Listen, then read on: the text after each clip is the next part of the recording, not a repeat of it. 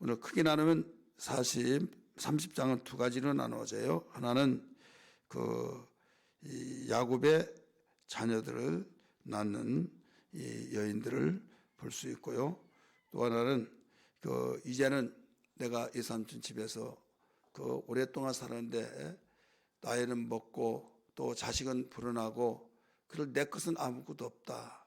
그래 참 처자를 낳기 전에 가지지 않을 때는 그냥 지냈는데 이제 자식이 있으니까 또 한둘이 아니잖아요. 그러니까 이 삼촌에게 말해서 나를 돌려보내달라고.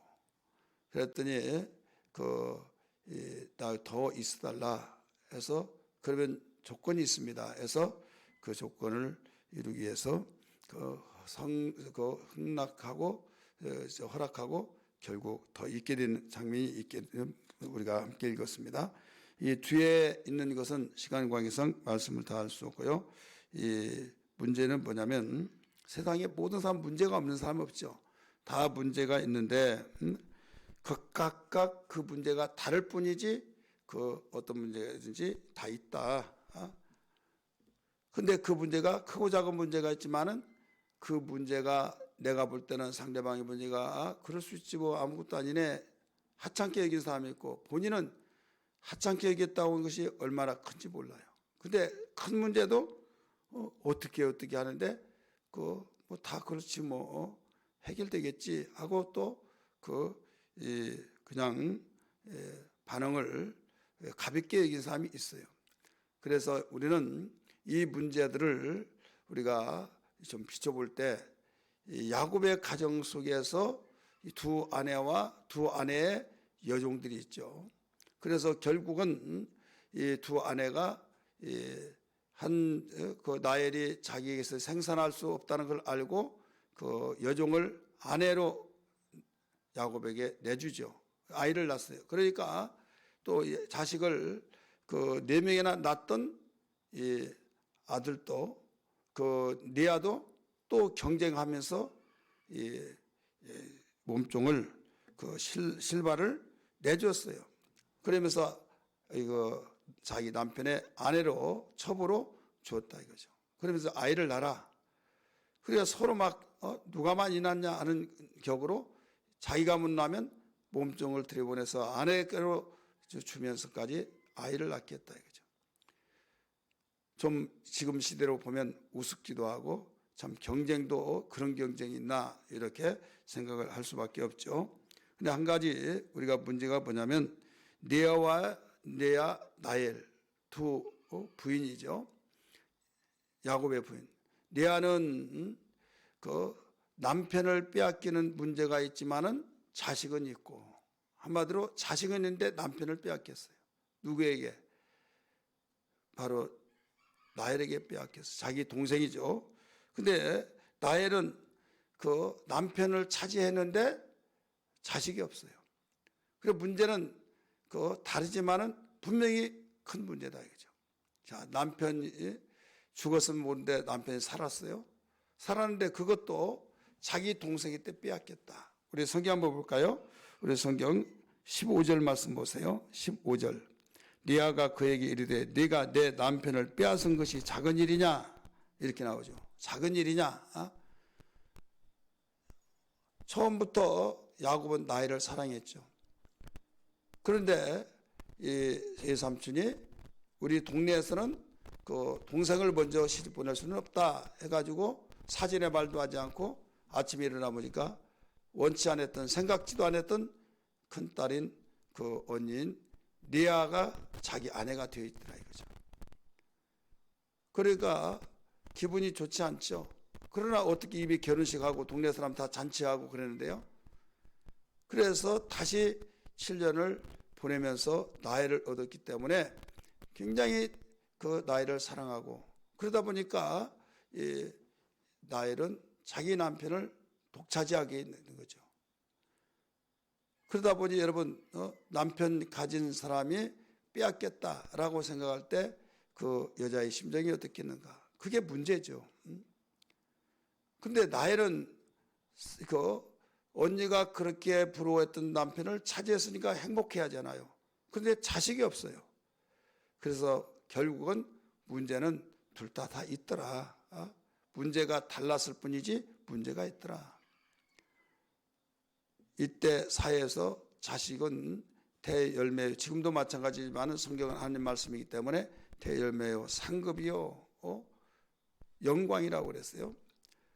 그렇기 때문에 그만큼 상급, 영광이요 또 상급인데, 이와 같은 자식들을 내 몸에서 못 낳았으면 비라 같은 이 실바는 결국은 비라네요. 이 나일의 몸종 비라를 내주면서까지 아이를 낳으려고 했던 오기라도 내가 어떻게 해서라도 가져야겠다, 그런 마음.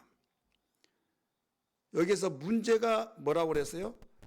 야곱의 두 아내 실바는 남편은 잃어버렸지만은, 빼앗겼지만은 자식을, 리아는 자식을 가졌고, 또 라헬은 남편은 가졌지만은 자식이 없고, 문제죠. 이 문제를 어떤 방법으로 풀어야 하느냐 이거죠. 오늘 제목처럼 문제는 하나님 방법으로 풀어야만 됩니다. 근데 하나님 방법으로 풀 때 라헬은 어떤 방법으로 풀었느냐? 자기의 욕심으로 풀었어요. 하나님 방법이 아니라, 우리 성경 봅니다. 30장 1절. 라헬이 자기가 야곱에게서 아들을 낳지 못함을 보고 그 언니를 시기하여 야곱에게 이르되 내게 자식을 낳게 하라. 그렇지 않으면 내가 죽어버리겠다, 그랬잖아요. 그러니까 해달라고 한 것을 해달라고 하야지 자식을 낳게 하라는 거죠. 내가 낳지 않기를 위해서 일부러 피하냐? 아니지 않느냐? 하나님이 주시지 않는 것인데 왜 그런 말 하냐? 억지 부리지 마라, 그랬어요. 그랬더니 거기 보세요. 2절. 야곱이 라헬에게 성을 내어 이르되 그들을 임신하지 못하게 하신 이는 하나님이시니 내가 하나님을 대신하겠느냐 하면서 할 말을 하라, 해달라고 할 것을 하라, 이런 쪽으로 이야기했다 이거죠. 이때 조건을 걸죠. 내 몸종 비라가 있는데 내가 아내를 주겠다. 그를 통해서 아들을 낳아라. 그리고 그가 아들을 낳으면 내 무릎에 앉혀놓으면 나는 그걸로 족하겠다, 이렇게 말했어요. 그러면서 3절에 말씀하고 있잖아요. 3절에 라헬이 이르되 내 여종 비라에게로 들어가라. 그가 아들을 낳아 내 무릎에 두리니 그러면 나도 그로 말미암아 자식을 얻겠노라 하고, 그렇게 하면 나도 자식을 얻겠다.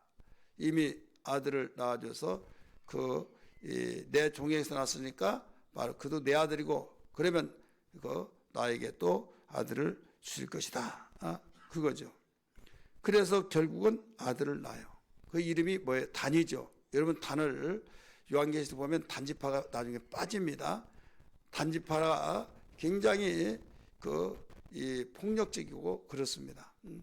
그렇기 때문에 이렇게 해서 육신의 생각으로 해서 하나님 방법이 아닌 방법으로 아들을 낳게 돼요. 이게 누구의 방법이었어요? 라헬이 육신의 방법, 자기의 생각, 시기질투하고 이런 방법으로 아이를 낳았다 이거죠. 또 하나 낳았죠. 그게 누구냐면 여기에 납달리라고 하는 아들을 낳았어요.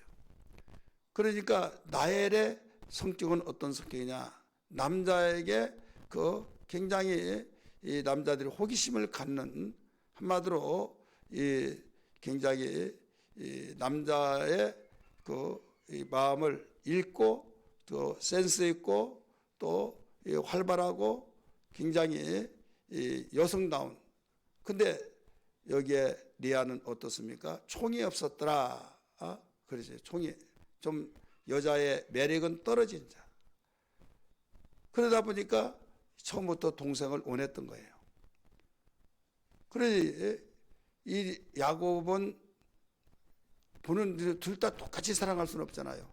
그러다 보니까 여기에 30절에 이렇게 나오죠. 5장 30절 보세요.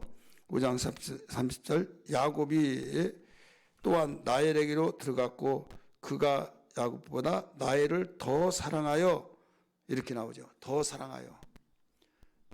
더 사랑했다. 그래서 더 사랑하니까 사랑한다고 가까이인데도 아이가 없다.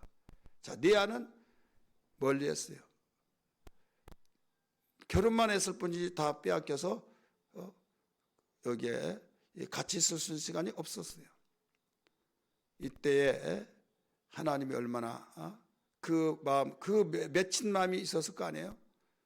왜 하나님이 리아에게 6 아들을 주고 딸을 주는가 라는 것을 우리는 생각할 때 해답은 하나님이 작정하신 것이다 하면 할 말은 없어요. 그러나 오늘 본문에서 나온 내용 보면 그 내용이 다른 것이 아닙니다. 하나님께서 이로차 주신 거다. 만약에 남편도 빼앗기고 자식도 없으면 살 수 있겠어요? 남편은 빼앗겼지만 내가 자식 보고 산다 해가지고 여기서 이로차 주셨다 하는 것을 발견할 수 있어요. 29장 31절 봅니다. 29장 31절 시작. 여호와께서 리아가 사랑받지 못함을 보시고, 누가요? 여호와께서 리아가 사랑받지 못함을 보시고 그의 태를 여셨으나 라헬은 자녀가 없었더라. 라헬은 자녀가 없다. 왜? 남편도 차지했지 않느냐? 남편 그리고 같이 살면서 너 행복을 누리고 있지 않느냐? 이런 입장이죠. 하나님이 보시기에. 그리고 너 남편이 최고고 남편만 의지하고 살고 있기 때문에 너 나 의지하지 않고 있지 않느냐? 이 내용상 보면 그래요. 그런데 남편은 라헬이 좋다고 그쪽으로만 가서 살고, 그런데 여기에 참 안쓰럽잖아요. 불쌍하잖아요. 물건도 아니고 들여다보면 겨우겨우 한번 왔다 가고 그러면서 마음은 다 라헬에게 가 있고 결국 빼앗겼다 이렇게 말하고 있지 않습니까? 그럴 때 하나님이 그걸 불쌍히 여긴 거예요. 하나님이 긍휼히 여긴 거예요. 그래서 라헬을 문은 닫고 여기에 리아에게 태문을 열어서 자녀를 낳게 했다. 그래서 29장에 보면 연속 4명을 낳습니다. 나중에 또 2명을 태를 열어서 낳게 하십니다. 이런 장면을 볼 때 우리는 무슨 방법으로 해야 하느냐? 라헬은 자기 인간의 방법을 통해서 그는 실패합니다. 나중에 뉘우치고 그럴 거 아니에요. 이때 하나님이 생각을 하셨다 이렇게 말씀하고 있죠.